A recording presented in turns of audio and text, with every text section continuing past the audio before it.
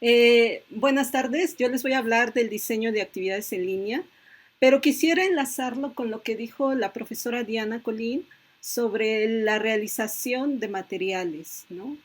Eh, Estamos produciendo continuamente bastantes materiales y trabajamos en cuestionarios, en actividades, en formularios, exámenes en línea, y a veces no nos detenemos en pensar en el sentido de hacer este tipo de materiales, que son distintos objetos digitales que se quedan ahí casi para la posteridad.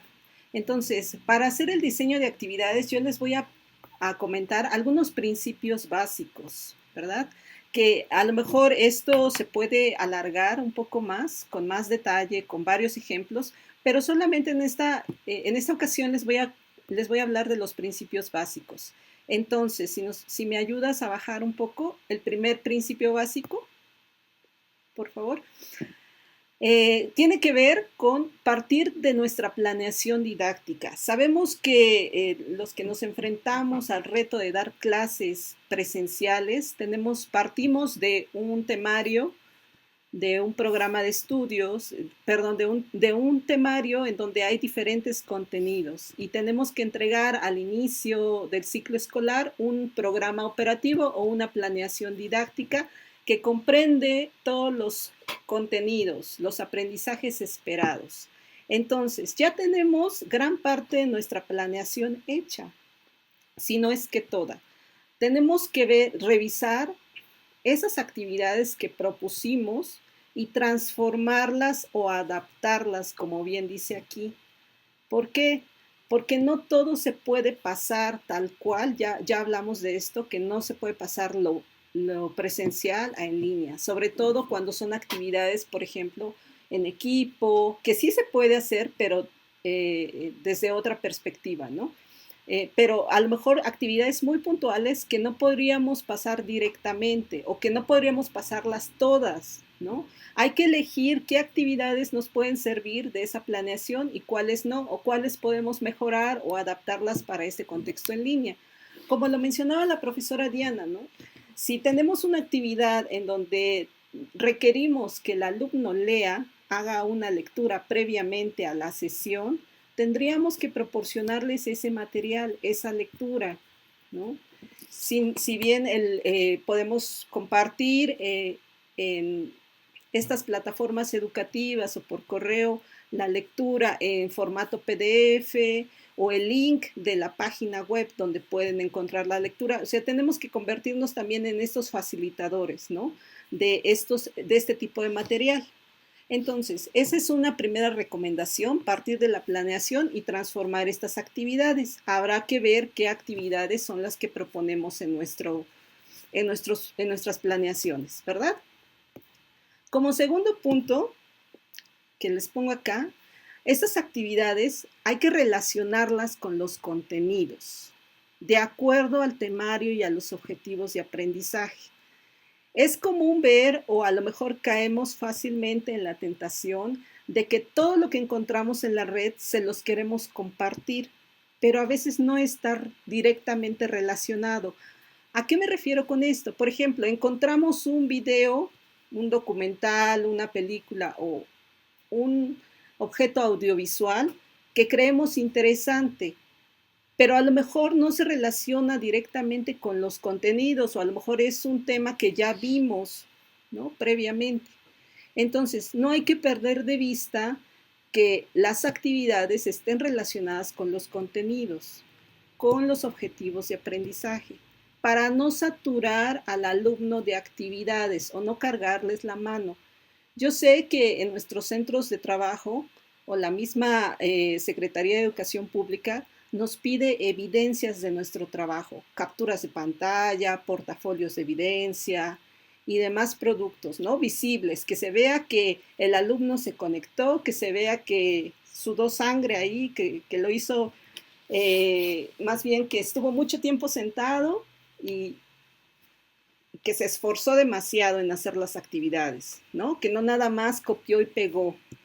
Pero sí es importante no sobresaturar la carga de trabajo de nuestros alumnos Y esto que les digo, ¿no? Relacionar siempre lo que pidamos con lo que se está enseñando, con lo que nos pida nuestro temario. Ese es como segundo punto. Como tercer punto, hay que conocer los diferentes tipos de actividades. Y supongo que muchos de ustedes conocen distintas actividades.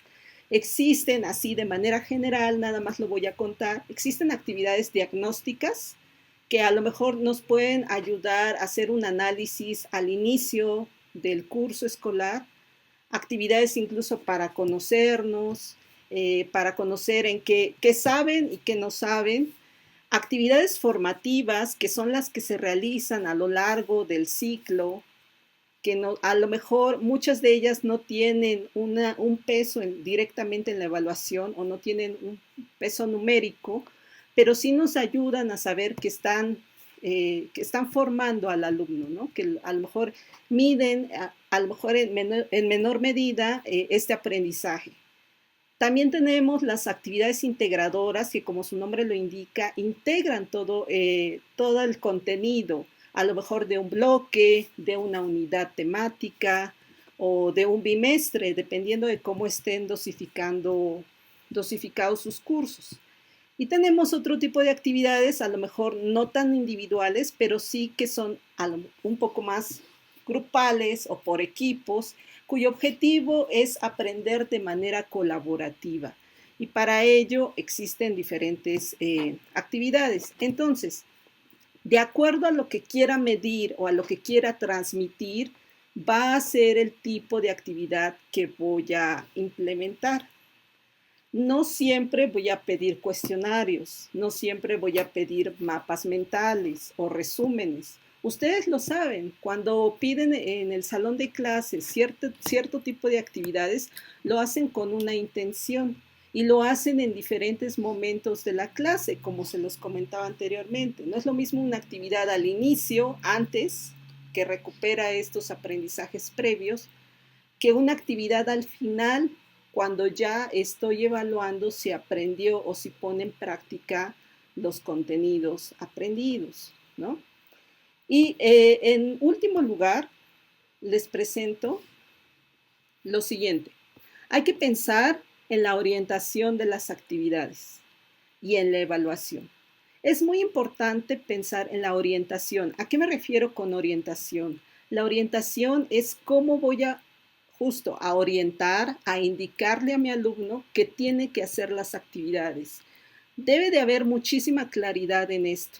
Es decir, ¿cuál es el objetivo? ¿Cómo se llama la actividad? ¿Cuál es el objetivo de la actividad y cómo la voy a hacer? ¿Qué voy a hacer? ¿Cómo la voy a hacer?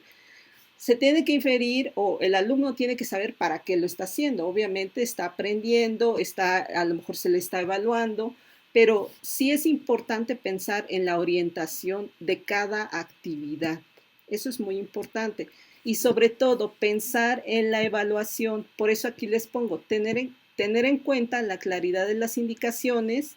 Entre menos indicaciones sean mucho mejor. Si yo de preferencia les pido que las enumeren, paso número 1, revisa el siguiente link y le pongo el hipervínculo de la página que quiero que vea.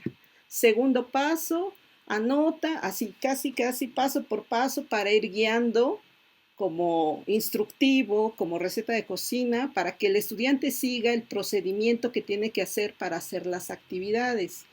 Habrá quienes tengan que hacer esas indicaciones un poco más explícitas. ¿En qué formato quieres que se te entregue la actividad? ¿Dónde me vas a enviar la actividad? ¿Hasta cuándo tienes para hacer la actividad? ¿De qué extensión es el trabajo que tienes que entregar? Porque a veces solamente pedimos, pues escribe una opinión o escribe un ensayo y a veces el mismo docente no tiene idea de cuál es la diferencia entre tipos de texto, ¿no? Porque no es lo mismo pedir, por ejemplo, una monografía, un resumen, un mapa mental, son distintos productos, ¿no? Incluso un cuestionario, ¿no? Entonces sí es importante pensar en esta orientación de las actividades, cómo las estamos pidiendo, para qué las estamos pidiendo y también cómo las vamos a evaluar. Eso es muy importante. ¿Por qué? Porque el profesor puede pedir muchas cosas, lo que ya les comentaba, pero al final se va a encontrar con un cúmulo de actividades que tendrá que revisar. Y si el profesor no se da el tiempo para revisar cada una de estas actividades y solo asigna un revisado o un cumplió en una lista, pues no tiene sentido. ¿Dónde queda la retroalimentación? Si yo pido una actividad, la tengo que retroalimentar, aunque esta actividad no tenga una calificación. No sé si me explico. Es importante porque el alumno se siente acompañado, no se siente solo en su proceso de aprendizaje. Si el alumno ve que el profesor, aunque sea leyó es muy rápido o a lo mejor sí se detuvo en leer el trabajo que le pidió, pues va a estar contento porque sabe que no lo hizo nada más por cumplir.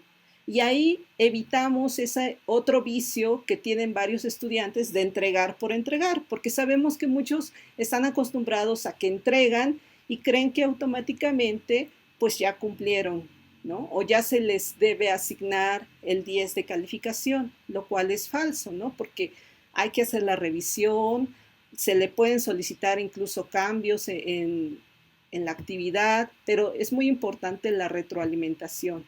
Y el tema de la evaluación, pues es un punto aparte porque implica el uso de distintos instrumentos de evaluación y momentos de evaluación, pero eso lo podemos dejar para otra charla. Entonces, no sé si tengan dudas o preguntas, si quieren, escríbanlos en el chat. Y hasta aquí mi participación.